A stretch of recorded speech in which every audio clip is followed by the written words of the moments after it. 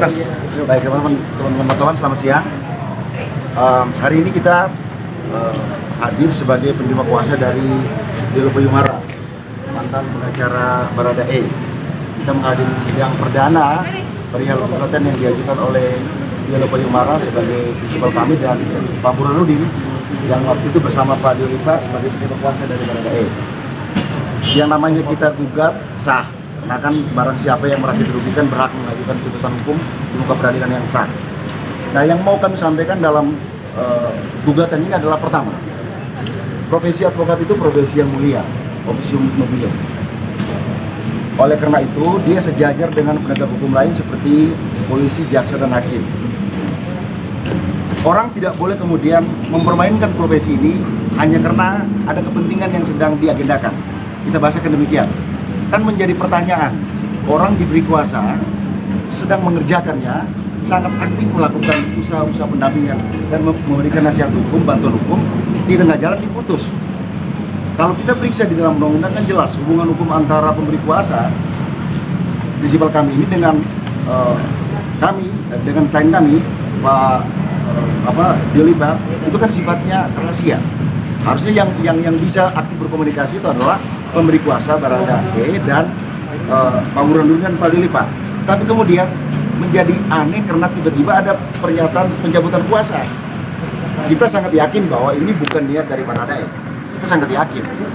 Dan ini pasti ada intervensi. Oleh karena itu yang kami gugat di dalam gugatan ini adalah 3 orang. Pertama, Baradae sendiri sebagai pemberi kuasa.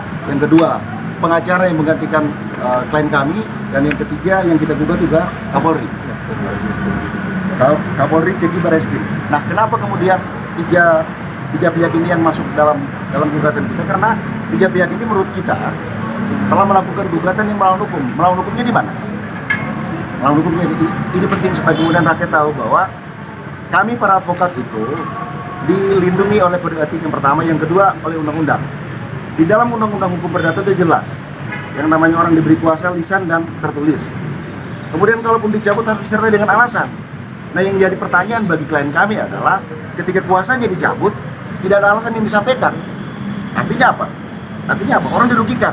Dan ini jelas sangat merugikan. Penting sekali untuk dicatat bahwa ke depan hal seperti ini tidak boleh terjadi dalam pekerjaan setiap advokat. Karena itu kita sebagai advokat perlu mengatakan bahwa semua advokat harus sepakat dengan gugatan ini, karena tidak boleh sekali-sekali yang namanya orang diberi kuasa, tengah jalan sedang bekerja, dicabut tanpa alasan. Karena ini profesi penegakan hukum. Kira-kira begitu. Yang dituntut apa sih, Bang? Yang kita tuntut pertama adalah yang pertama seperti yang kita sampaikan, pembatalan pencabutan surat kuasa dinyatakan batal. Yang kedua, surat kuasa kepada pengacara yang menggantikan klien kami juga dinyatakan tidak sah karena dimulai dengan sebuah situasi yang cacat hukum. Kalau kita buka di KUH Perdata kan jelas itu. Yang namanya perjanjian, pemberian kuasa itu kan sama dengan perjanjian. Yang namanya perjanjian itu kan pertama sepakat, itikat baik dan tidak bertentangan dengan hukum. Nah, yang menjadi soal adalah kuasa kami dicabut itu kan kondisinya ada cacat hukum. Lalu kuasa diberikan kepada orang lain. Jelas ini salah. Yang ketiga, kita juga menuntut karena ini profesi yang bukan dagang barang ya, tapi profesi ini profesi yang mulia. Oleh karena itu ketika kita dirugikan seperti ini, kita menuntut klien kami Pak Burhan dan Pak Diolipa menuntut untuk ganti rugi dari pemberi kuasa secara tanggung renteng dengan 2 tergugat lainnya sebesar 15 miliar rupiah. Kira-kira begitu. Teman-teman yang lain? Ini sidangnya bagaimana, Bang? Agenda sidang kita hari ini adalah sidang permulaan dan pemeriksaan legal standing seperti biasa dalam perkara-perkara lain. Ini perkara umumnya seperti perkara yang lain, perkara gugatan hukum. Pasti kemudian kita pertama sidang permulaan pemeriksaan berkas, habis itu kemudian kita akan diberi waktu 30 hari untuk mediasi. Kalau mediasi gagal, baru kita kemudian masuk ke pemeriksaan hukum perkara, bukti dan saksi dan lain sebagainya sampai saat hari ini sidang pemeriksaan legal standing, berkas dan sebagainya.